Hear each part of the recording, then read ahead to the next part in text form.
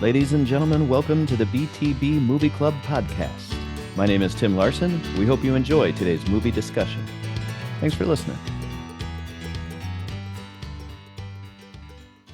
Ladies and gentlemen, welcome to the BTB Movie Club. My name is Tim Larsen, here with a whole bunch of friends to talk about some movies.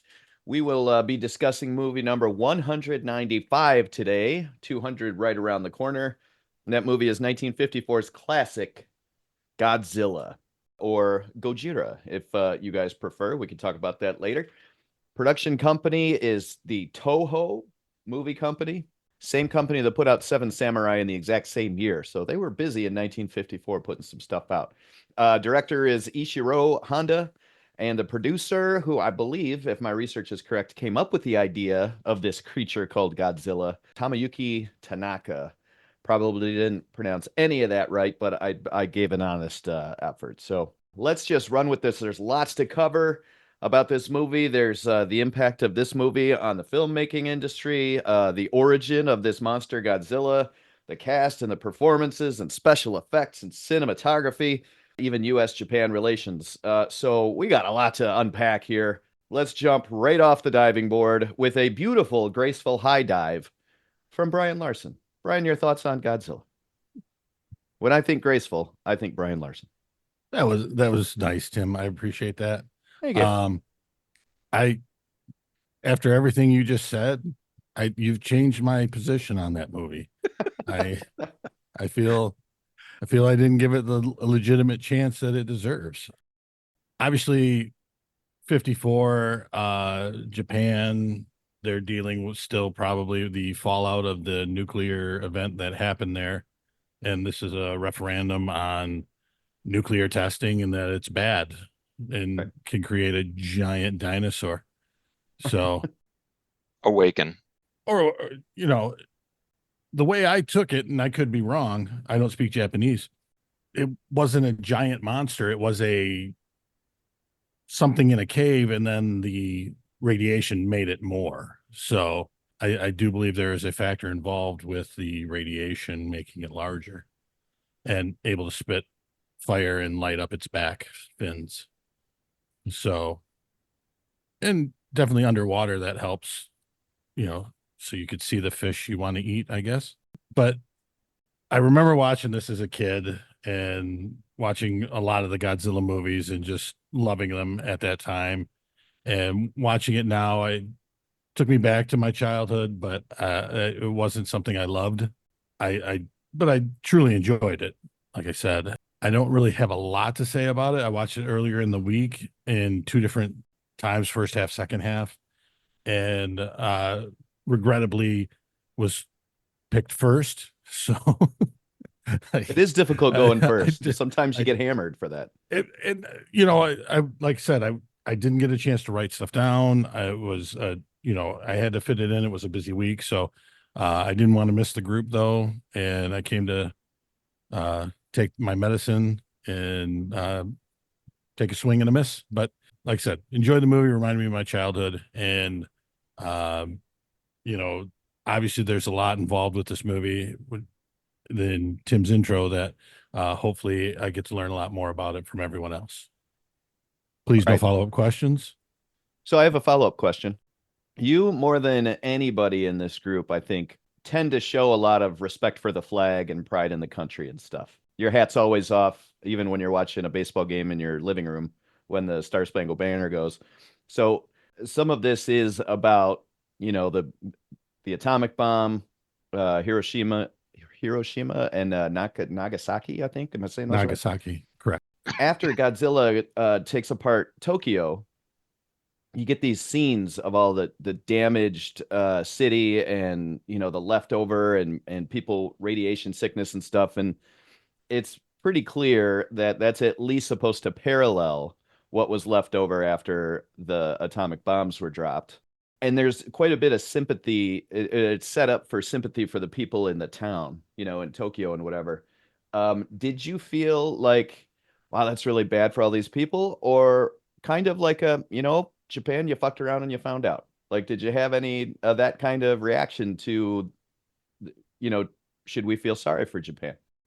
I think any destruction like that, total destruction, even if it's on your enemy, there's gonna be some, you know, bad feelings, especially the people who, the pilot who dropped the bombs and Yeah. such as that.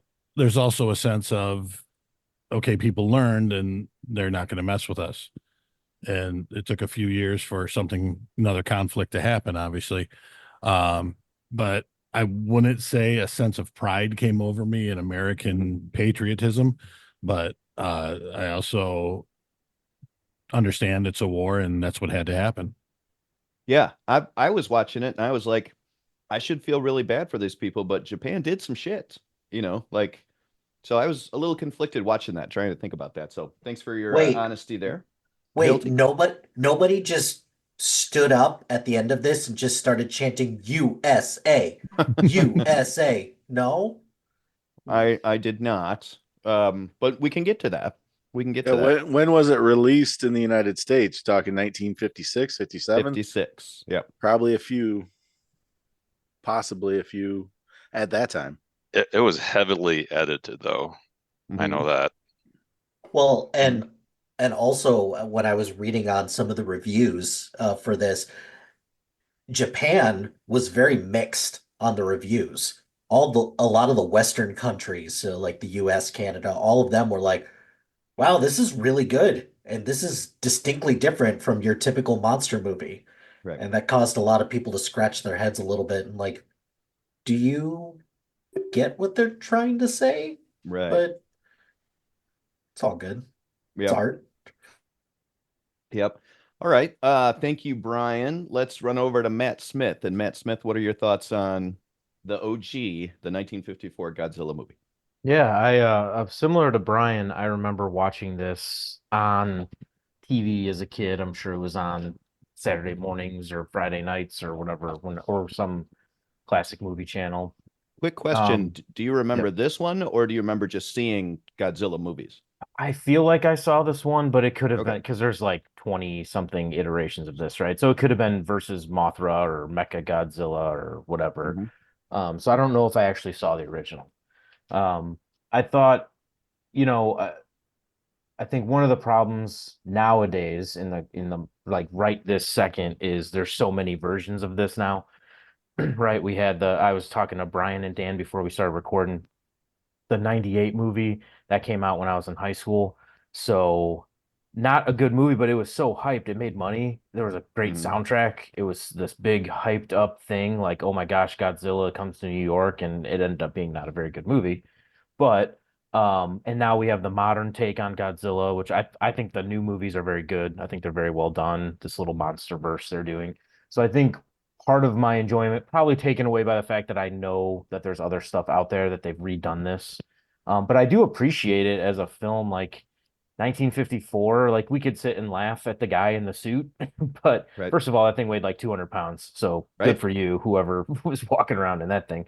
But I mean, at the time, it wasn't terrible, right? I mean, we've seen other movies from that era. Like it's not like it was the worst effects in the world that we've ever seen.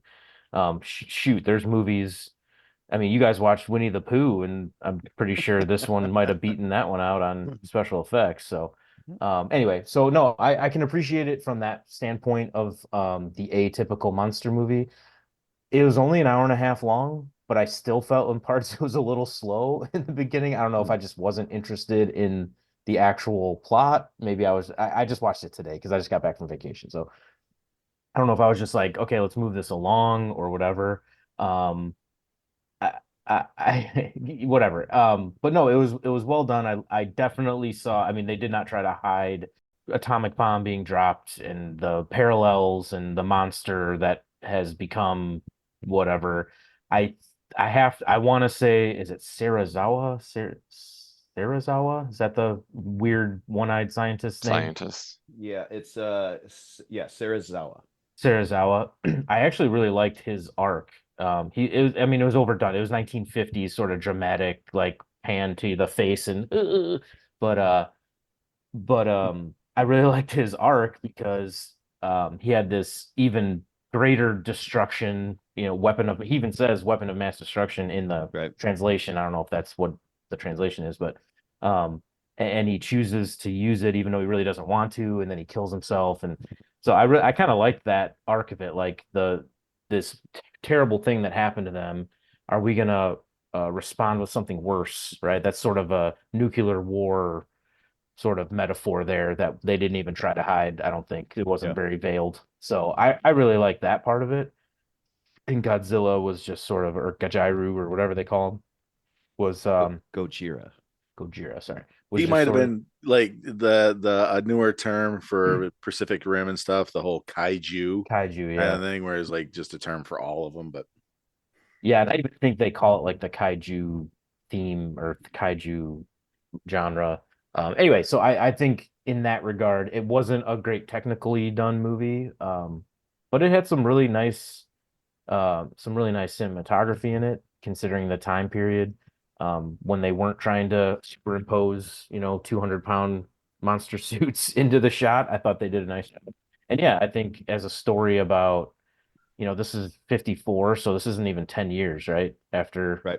the bomb. So it's like, I'm guessing it was pretty heartfelt in the way they wanted to get that across, right? They wanted to really get across like, yep, this is a terrible thing, and look at the monster it could have unleashed, and are we going to be worse for unleashing this very wonderfully named oxygen destroyer? I'd love to hear the actual translation on that, but Right. Yeah.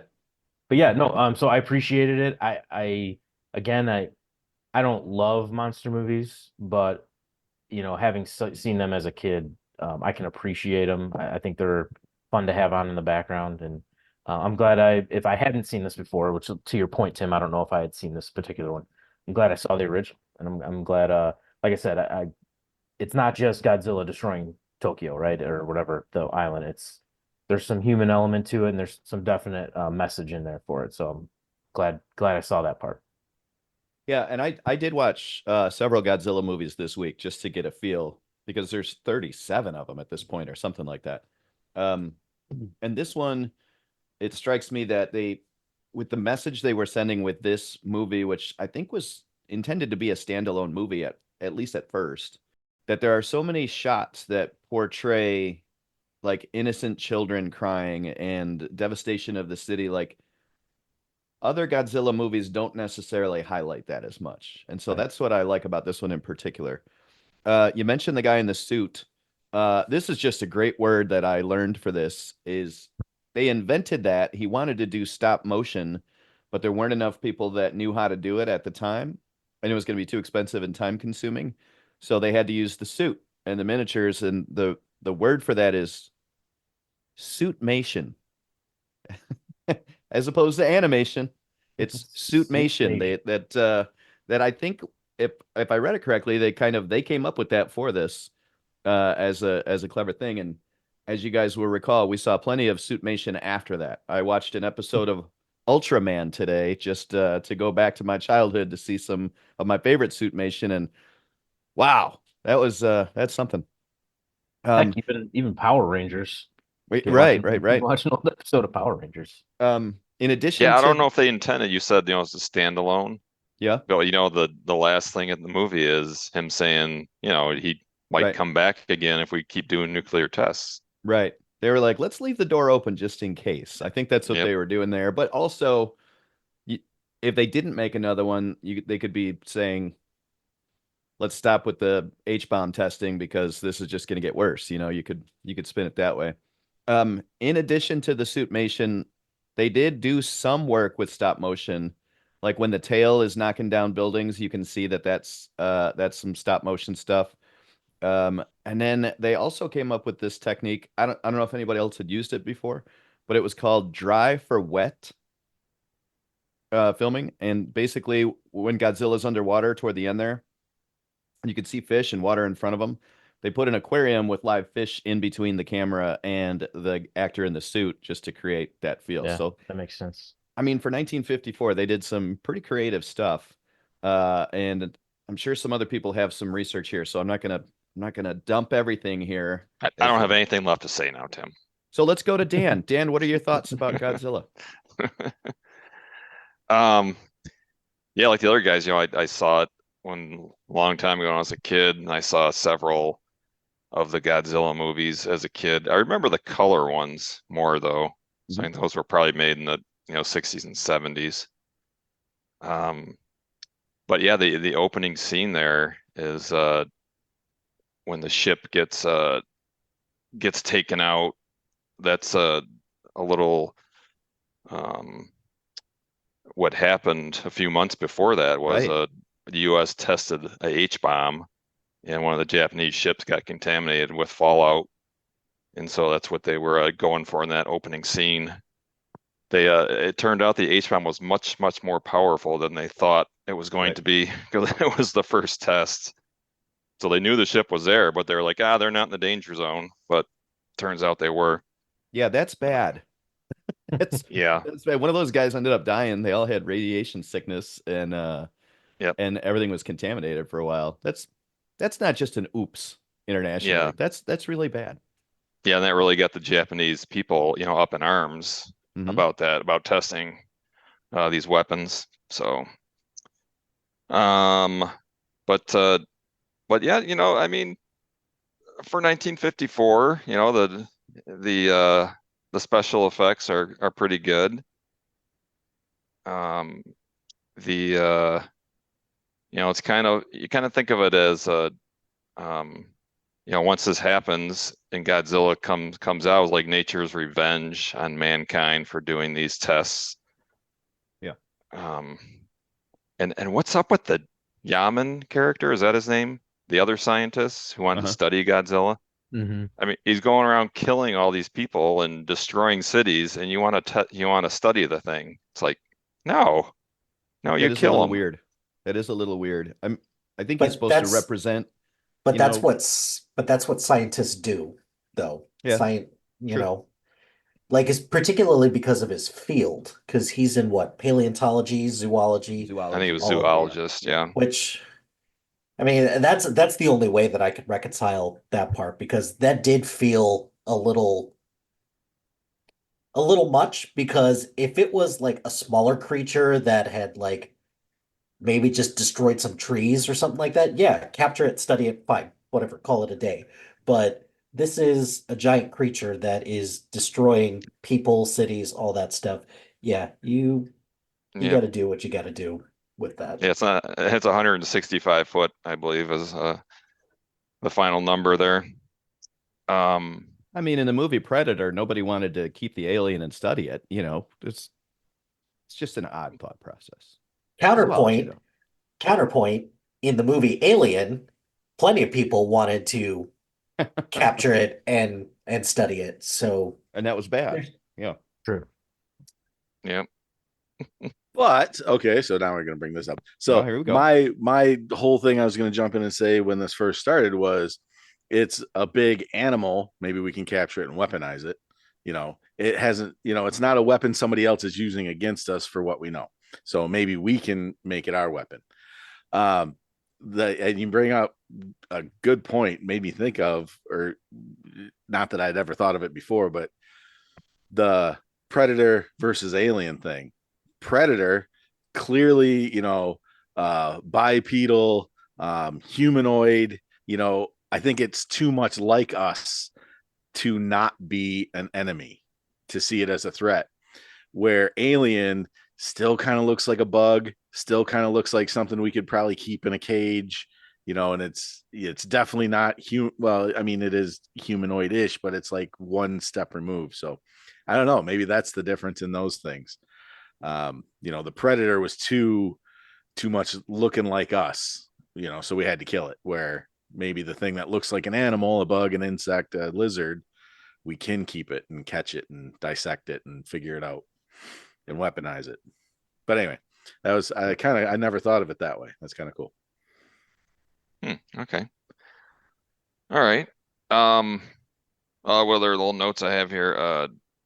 The attack on Tokyo was August 6, 1954, which August 6th was the day that the Hiroshima bomb was dropped.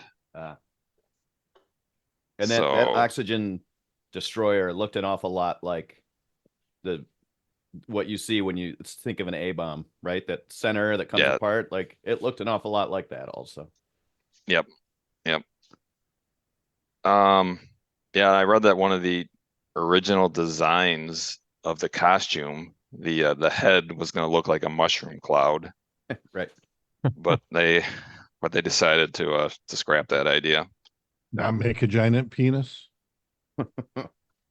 Well, okay, here's another thing where some of them, like when it would grab things in its mouth, was that a hand controlled puppet biting So things instead there of was the whole suit for when we were working with miniatures and you wanted to see all of Godzilla stomping on things. They did have a hand puppet for close-ups just on the face, and they also had a separate pair of just legs because that suit was kind of hard to get around in. yeah, that totally makes sense. And so we would just wear legs when they were just closing in on the feet. So they had three different and then the stop motion stuff. So four different versions of recording. Because when it was biting things, it was to me it was clearly a different sculpt on the head. Yep. You know, where Brian's saying penis, mushroom cloud, maybe they still went with that one. You know, they already had that made before they made the whole suit, but that would explain what maybe they were thinking they're going for, or why I thought the hand puppet when they switched to it was distracting compared to the whole suit and how Okay. much it didn't look like the suit. One thing that I think that we missed in here that they missed an opportunity on was the whole reason Godzilla came out of the water is because he had eaten all the fish and he was coming out to eat the humans, but they never actually show him eating anybody. They just show him destroying the cities and with fire and which is interesting, fire in one breath and then like cold, you know, in another breath. So that's interesting. He can do both of those right after one another. But the last thing I wrote down is, you know, they can build this huge fence in like 10 minutes to the electrified fence, and the U.S. can't build a border wall with Mexico. We need to learn some lessons from this movie. Shut up, nerd. That was good. That was well timed there, Hilty. Yeah. Not by the all way, of us want to electrocute Mexicans. No. I didn't say it was an electrified fence. What the hell, Dan? By the way, since you bring that up, the throwing of the switch in that scene, that's actually the director doing that. Ishiro Honda snuck himself into the movie there. And Okay. right before he throws the switch, they show a guy in the electricity room, right? And that's actually what's his name? It's the guy in the suit. I don't have it in front of me Godzilla? right now, but he gets a moment on camera as well, as opposed to just always being in the suit, which is cool. Okay. I'm sure that suit was really hot. It sounds like it would be. That said that it went up to 140 degrees inside that thing, and Wow. he fainted several times. Oh, did he? And at times Wow. after shooting, they would drain it of perspiration and get like a cup worth of perspiration out of that suit. But he Wow. didn't just do it for this movie. That same guy did it for tons of those movies. Right. And I that's a have to trooper. believe they got better on that suit after a couple times. Like they had to have Yeah. figured out ways to cut the weight. Put a few holes. Well, I know part of the material of the suit they couldn't use like some kind of polymer or something like that because it was such low supply Right. after the war. So they made it with, you know, I don't know. What did they make it with? cement.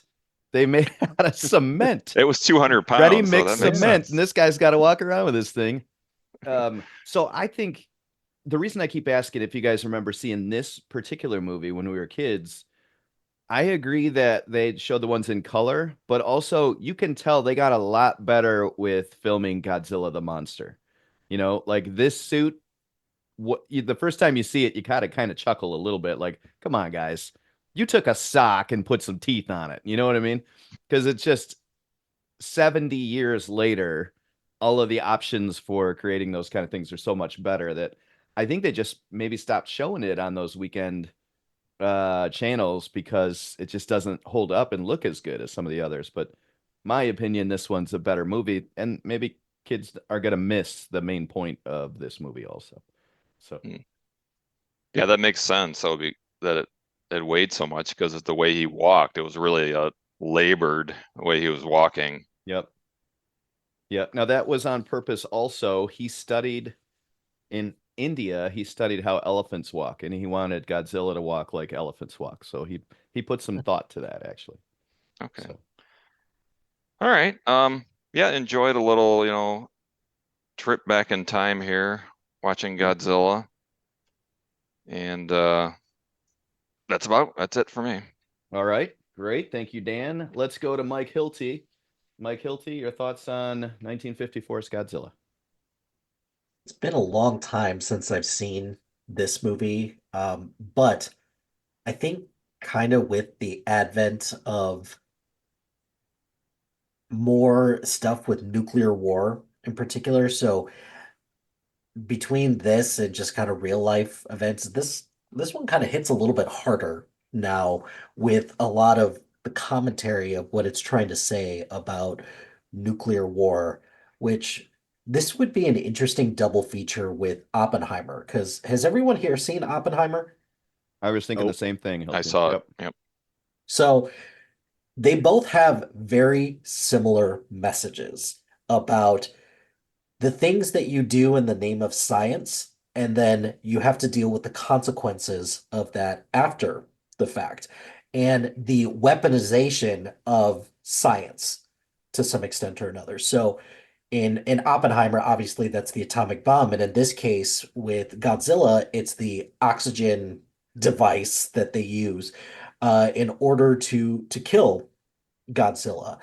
And that device does not come up in a lot of other Godzilla movies. It Right. is, but it is something that does come up from time to time as being like the one thing that could kill Godzilla because they've tried to kill Godzilla a number of different ways. With simple things like shooting it. Like what an American way to kill Godzilla, just shoot it. But other ways range from burying Godzilla in molten lava to redirecting an asteroid to try to hit Godzilla. So, but that the oxygen, what's it called again? The oxygen Destroyer. Destroyer. oxygen destroyer Yeah. is the one thing that has kind of prevailed in Godzilla lore, and it's kind of made its way to the MonsterVerse version of Godzilla as well. So, um, Tim, I'm kind of curious, which Godzilla movies did you watch to kind Mhm. of compare and contrast with this? So I watched the second one, Godzilla Raids Again, and felt that one was pretty bad. Buried him in an avalanche at the end of that movie. And then I watched Kong versus Godzilla. We had talked about that last week, and Aaron had said he liked the Kong movie. And then I think you watched that one, right? Kong versus Godzilla, Aaron? Yeah, I watched both Kong Skull Island and Kong versus Godzilla. Yeah, and I did like that one, and I liked what they did with Kong and Godzilla in there. And of course, they did a version of that back in the 60s too. Yeah, it's And not then the I did first time watch, that's not the right. first time that they paired Kong and Godzilla Yeah, they're kind together of out of anyway. new ideas, right? I did watch Minus One today, and that was the same production company, Toho, 70 Mhm. years later, putting that movie out. So I was looking forward to seeing that, and it was pretty good. Especially the CGI and the way that they created Godzilla was pretty terrifying. And I watched a little bit of Mothra, Godzilla versus Mothra. I didn't get all the way through it, but Mhm. I know that was a popular one for Mhm. the Saturday show, so I wanted to get some of that too. Kind of what separates Godzilla and some of the other there's a handful of Godzilla movies that are really good. And I think that separates those from some of the other traditional Godzilla movies is the people in the story matter and they're actually kind of relevant. And that's kind of why I like this one a lot as well, because you've got conflicting ideologies all over the place here coming at odds, which that look, I get it. We don't watch Godzilla movies for the people. We watch Godzilla movies to see how bad a giant dinosaur fucks up whatever Yeah. they're at. However, from a movie making standpoint, if you just have a giant monster just messing stuff up, then it's just a conventional disaster movie or, just a anything or just a monster movie. What separates this one from a lot of the other ones, though, is the messaging. It's well known that the messaging in this does have to do with Japan's response to the atomic bomb and just the nuclear age in general. Right. But there were a couple quotes that kind of stood out to me in this. Let me see if I what makes so one of them was what makes Godzilla such an endearing no, I wrote that down. Never mind. Uh Did One you of the just best quotes did is you just make your own myself. quote up? no. I'm trying to find which so We've given him way so too much credit for being good at watching movies and talking about movies. We give him too much credit. He's starting to quote yeah, himself. yeah, Famous movie critic. Oh wait, that's me. my overinflated ego has, gotten the best of me, but a couple quotes that kind of stood out. So like there was one person that said Godzilla is no different than the H bomb, which that Yep. seems like a bit of an extreme exaggeration, but also it is true because unlike the hydrogen bomb or the atomic bomb, you could at least try to stop Godzilla, but you couldn't stop the bomb, like just no matter what. Um, and then just the last, like one of the last things that Sazawa said was adding another weapon to the world's arsenal is something that I cannot be a part of. Mhm. And that's kind of the thing that stood out for me and kind of where I see the parallels with something like Oppenheimer is just you create you create weapons in the name of science and hope that you never have to use them, but then when you actually have to use them, what are the consequences of that and what does that lead to after that? You don't think about stuff like that because at the end of the day, when it comes to creating the oxygen destroyer and in this case also the atomic bomb, it is all to be done in the name of deterrence, not to ever be used. But when you have to use them, then you don't think about the ramifications of, oh, who's going to want something like this after that? And what else are they going to use beyond that? And that's what stood out to me the most about this. All the things about the special effects, the cinematography, the music in this is really good. Um, and all of that all holds true. Absolutely. But the messaging in this is what really stands out, and that is what a lot of other Godzilla movies are missing because a lot of these other Godzilla movies, they're only monster movies and they're only there for spectacle. And you don't give a crap about any of the things that the humans do or humans say in them, or they're ancillary. They don't matter. And again, I'm not saying that the spectacle isn't fun because I was very giddy when I saw Godzilla versus Kong. The first time around, be like, yeah, this is why I go to the theaters Right. Let's to go. to watch Let's to go. watch Yep. stuff like this. And that isn't to say that I didn't enjoy it, but to me, what separates something like that from something like this is messaging, the thematics, and what this is trying to say from an artistic standpoint. And I think that's why I really enjoyed this the second time around because if you watch Oppenheimer, and I would highly encourage anyone if Yeah. they have not watched Oppenheimer yet, definitely do so. Um, watch that and this, and you'll get similar messaging, and it's really good. Um, let's see other things in here.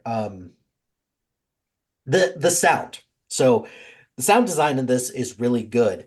And one of the things that I read was that they tried a lot of different animal noises in order to get the roar for Godzilla correct, but then they were like, no, no, we couldn't find anything. So you hear a lot of different ways that they make the sound, but one that I think IMDb and then another website confirmed this was that Godzilla's roar is made by rubbing a coarse resin-coated leather glove up and down the strings of a contrabass Mhm.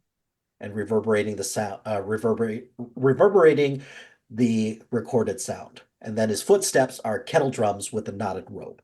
So again, creative use of sound with this, and also way to recognize that Godzilla, like you can't just throw in like a dinosaur roar or just A something that we lion have roar recorded and or a just be bear. like, Yeah. yep, this makes sense. This is Right. just something completely different. Um, budget on this, $175,000 for this. Um, this it sucks that we live in a world where Winnie the Pooh, Blood and Honey pretty much almost is around this budget and made like almost 10 times as much money as this. If you equate inflation into it, it's probably very similar, but this was a pretty big hit, and that's why we have 40 plus Godzilla movies between Yeah. Japan and the US. Um, Originally, this was supposed to Godzilla was also supposed to be a mutant octopus, Right. but then they thought, I think we'll just do a dinosaur instead. And I think if they had made Godzilla into a mutant octopus, that would have been a one and done movie because I don't think that works on the same level, but hey, Right. whatever. Let's see, the atomic breath. So the way that they made look, the atomic breath does not look good now, Right. but Right. They but tried. They it was made an cutting effort. it was cutting edge back in the day, and um tried to do some research on how they made that, and one website said that they had pyrotechnics placed inside the Godzilla suit, and when they went off, practical explosions on a miniature set would go off as well, so they would polish this up with some special effects in post. And needless to say, the labor-intensive process showed just how much dedication they were to bringing Godzilla to life. And then one other thing about the costume as well is that they deliberately wanted to make the costume and Godzilla's skin very it feel like it was burned skin Right. by the look and the way it feels, and they wanted to do that as direct inspiration for the kind of scars that people would get from the atomic blasts. So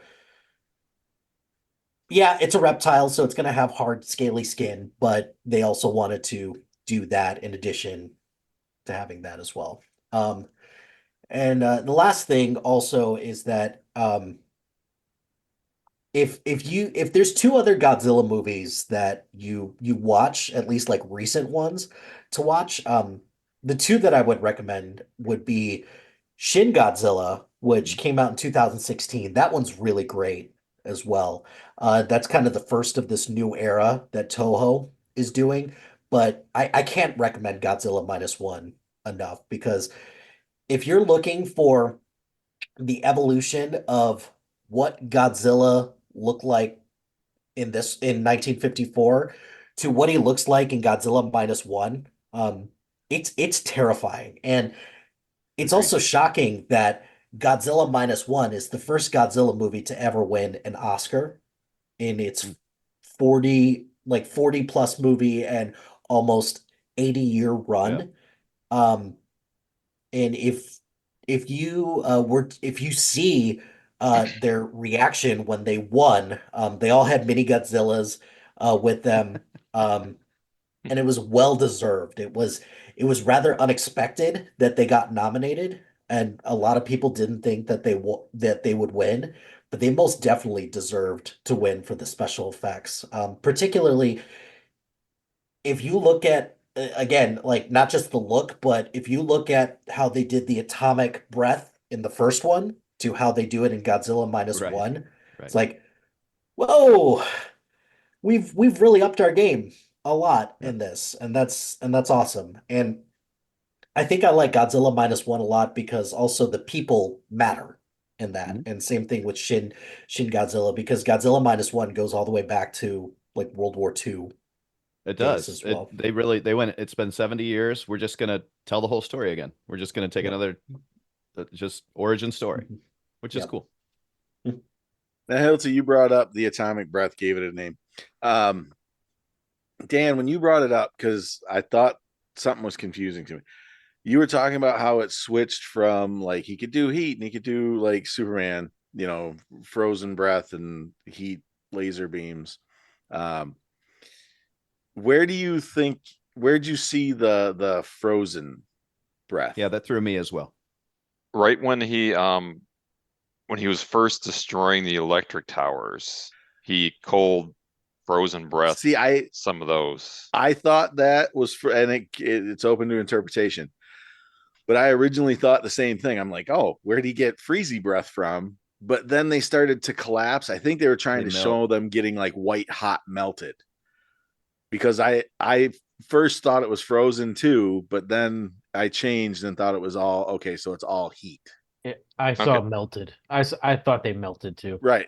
But when Okay. they But when you first first I see could it, be wrong before about they that. start they melting, though, glow they look bright white, frosty. and it looks like Yeah, they it's look frosty. icing over. Yeah. Yeah, they look like they're frosty, but I'm gonna pass that off as they were getting really white. Yeah. That's what Okay. I thought too.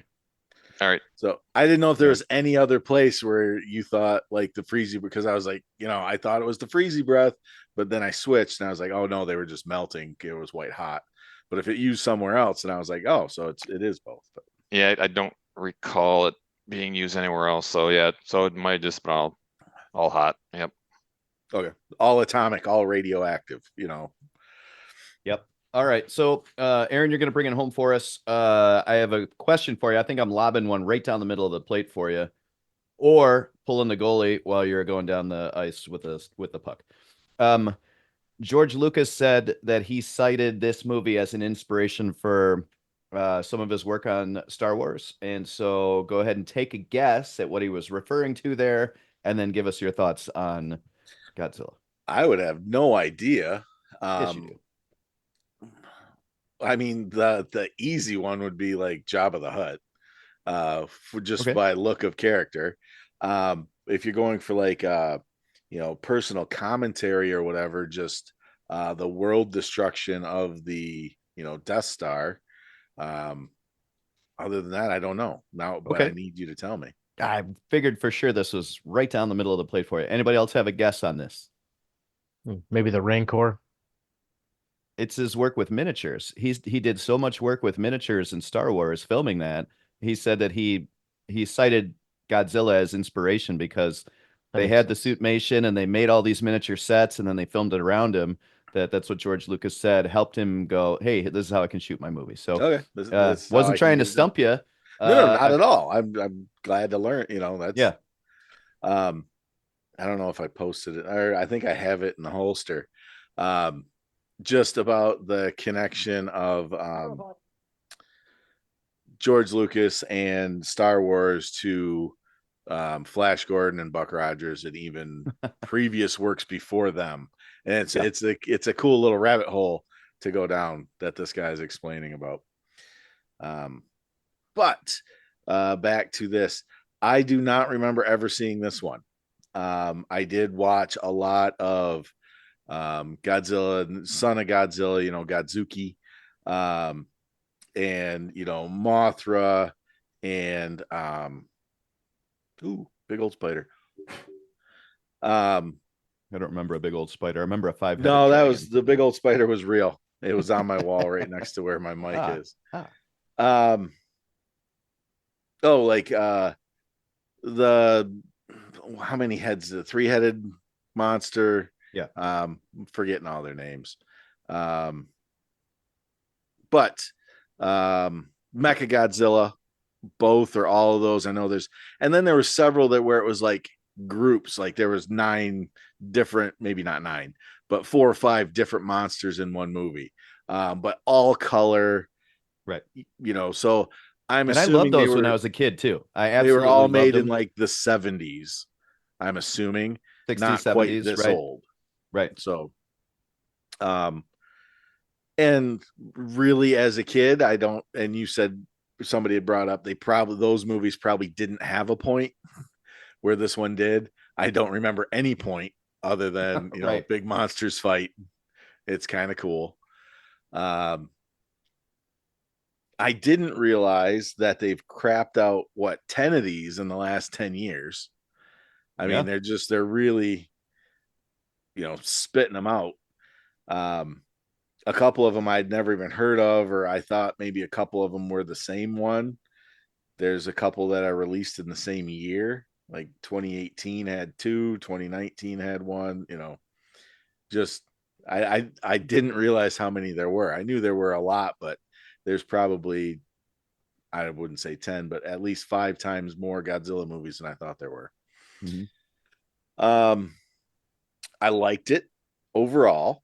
I totally, got the point. I think we even kind of talked about it a little bit, set it up before we left last week, how it is a commentary on Nagasaki and Hiroshima. I have to admit that there were some confusing parts.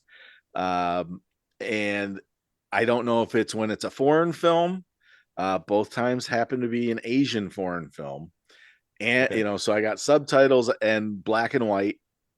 So there's not as many distinguishing features. You can't like dress a character in certain colors or a certain outfit or whatever will make them stand out. The first time we meet the scientist, the younger scientist, the one that she grew up with as a brother, I see him as a brother. I know you said his name. I'm not even Serizawa. Sirisawa. Serizawa. When the ship was pulling away, the research boat was pulling away, and I think they had a streamer. He did, yeah. I didn't know that was a thing. Like one person holds it on the land and the other person holds it on the boat, and it's kind of a cool little thing, and you hold on to it until it runs out.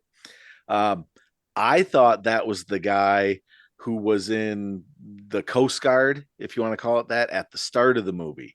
And I'm like, when did he lose his eye? And why is he dressed in all black? And Yeah. like, I had no idea who that character was. And like I said, I thought it was the wrong character. I actually somewhere, I know it's only an hour and a half movie. We talked about, somebody brought that up. I fell asleep in the first part. I think the second time we meet him, Shirasawa, when she goes to his lab, the movie becomes very good after that. So that I had no problem, but the first third, maybe, it was tough. Just sending out a boat and it sinks in some bubbles, and sending out a boat and it sinks in some bubbles, and I get what they were trying to set up, but I didn't find it that interesting. And 80 years ago, they didn't run at the pace we run at, I guess. Right.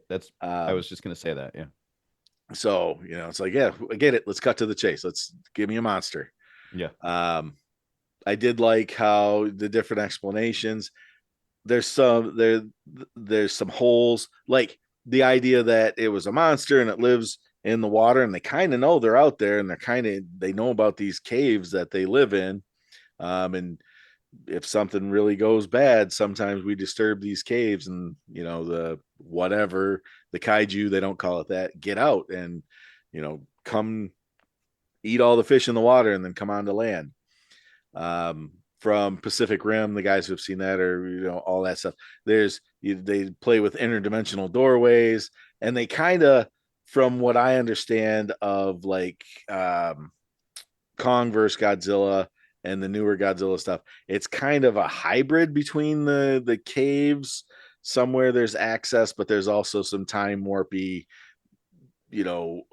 altered dimensional doors that you got to go through to get there too. So it's kind of both. But yeah, overall, when it got to the end, I liked it. I liked the suits. I liked the ancient technology that they were trying to use to get special effects done. I appreciated that.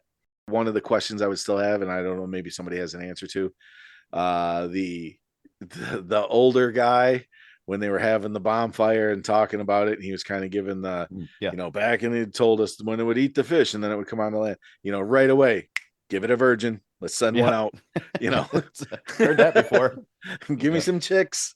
Yeah. So they have the legend of it. So it's happened before without any nuclear bombs going off. Something has awakened it before, and it's seemingly a long time ago, right? They're right. Like, we haven't seen this in forever. That's not a thing, you old man. You're making this shit up. But right. I like that they didn't make a big deal out of that. You're just supposed to kind of accept it. Right.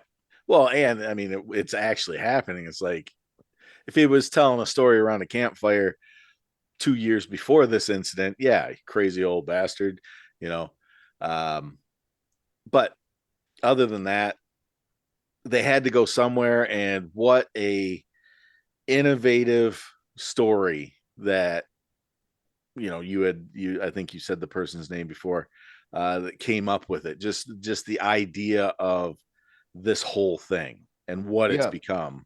let me give you a little bit of that background. It's the producer, Tamayuki Tanaka. Yeah. That guy. He was on a flight back to Japan from Indonesia, looking down at the water and started imagining what could be in that water that we wouldn't know. That was the beginning. That's the spark of these 37 to 40 movies, was just that. Like, what could be in that water that's really badass, and how can I make this work? And then he comes up with the H-bomb testing and just runs with it. It's pretty cool. Yeah, so that spark of a storyline and then coming up with Godzilla's sound. I think those two things, just made it. Without either one of those, a random monster that makes that sound, it's going to be cool, but not 40 movies. If they gave Godzilla some dumb roar or something that sound is just, it's perfect. Right. I heard that in the opening credits. I'm like, oh, Here we go. that Yep. roar is awesome. Yeah. And Yep. they haven't strayed too much from it. I mean, even in and I remember watching the 1989 or 90, what was and this came up last week and I gave Matthew it the wrong Broderick. actor. Matthew Broderick. They just called it Godzilla, I think, at that point. Yeah. And everybody was up in arms that they changed the look of it so much. But did they still use the same sound? I don't remember. I think they came up with something new, Yeah. more electronic. Okay. So And they changed his origin too. That's why he looked different. That's why. yeah. I don't remember hating it when I saw it, but I never, I'm not a champion of it.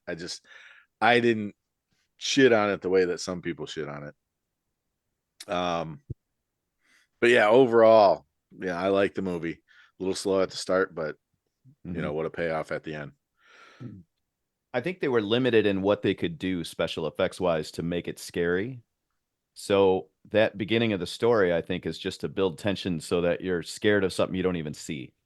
I think that's what they had to do a lot back in the day. And as I'm watching some other Godzilla movies this week, there's a lot of Godzilla grabbing human beings and throwing them and eating them and stuff like that. I don't think they could have pulled that one off. Like, the guy in the suit's not going to bend over and pick up a dwarf. You know what I mean? Like, that's just not going to happen. So they had to wait for technology to catch up, to be able to do some of those things. Even in the the big payoff battle scene, some of the miniature, like the fire trucks where they tried to have people hanging off the fire truck, but it was clearly just didn't move, didn't flex, but they were doing what they could with what they had. The typhoon comes in and the helicopter falls over, and I'm like, I think I had that when I was a kid. I had that helicopter. Okay, Aaron, is that all you got? Yeah, I'm good. Thank you, Tim. Okay. A few things to wrap this up.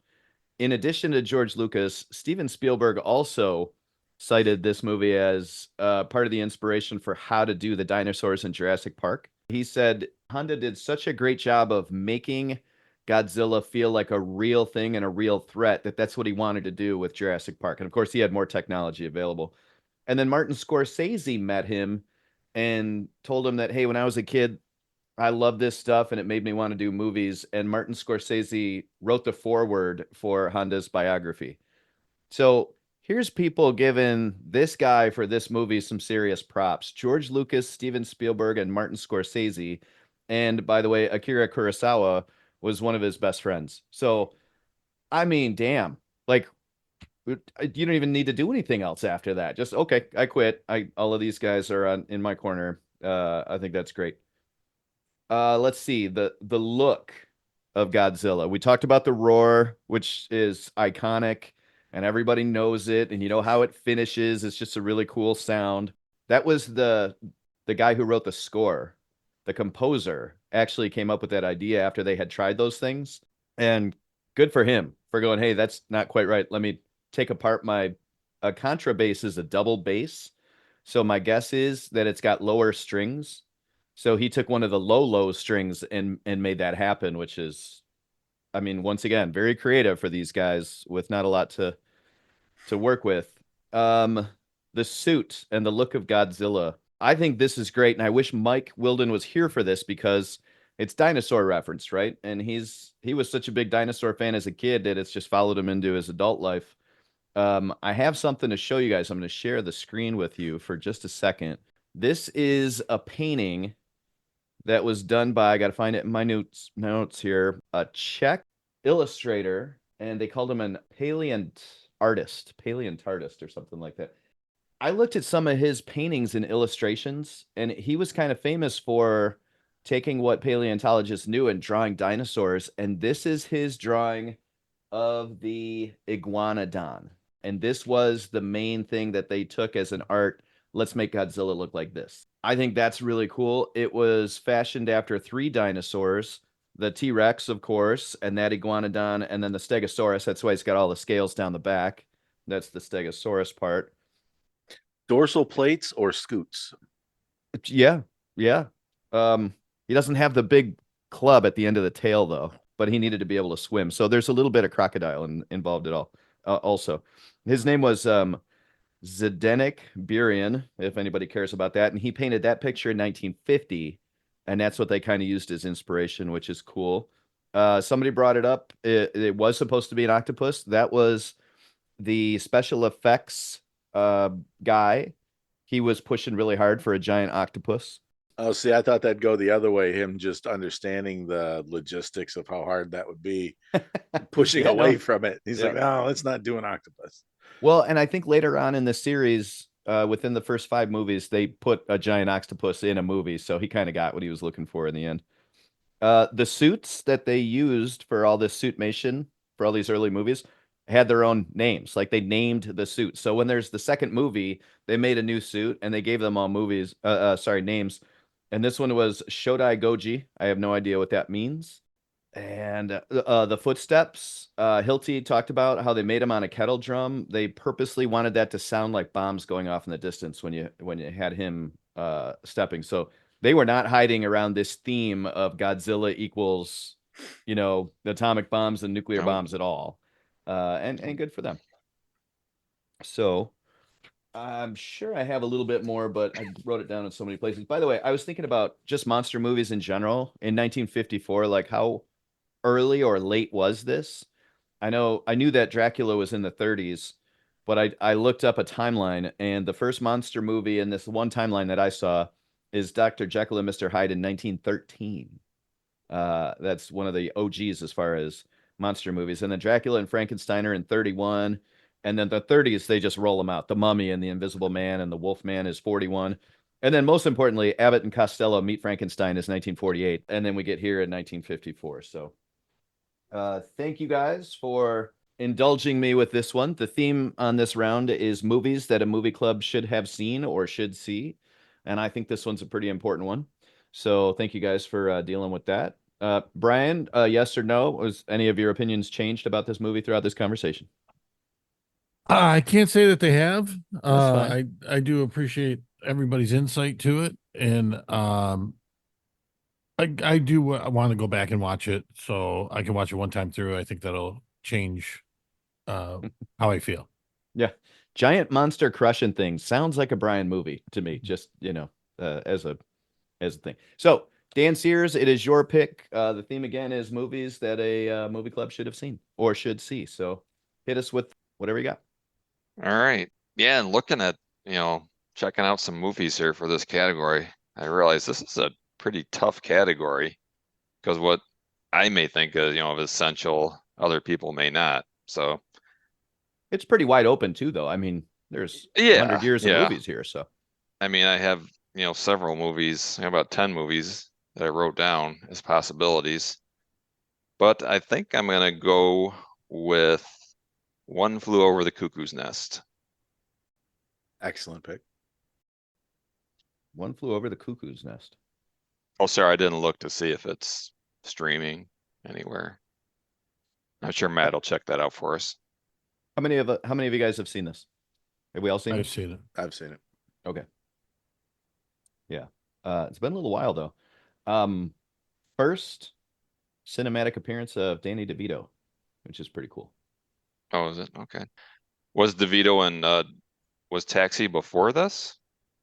Was he in Taxi or that was a TV show, not a movie? Right. That's what I mean. Was he in things before this, or is this the first time we ever saw him? That's going to be an excellent conversation topic, and I'm sure I know the correct answer to that, but I'm going to wait until we're actually talking about that movie, or All right. I don't know. Okay, that's fair. Yeah. That'll do it for this episode of the BTB Movie Club podcast. Thank you as always for listening. We know we enjoyed ourselves. We hope you did too. Hey, we are partnered with the SPDM Crew Podcasting Network. Please stop by and enjoy some of their excellent material, and have yourselves a good week.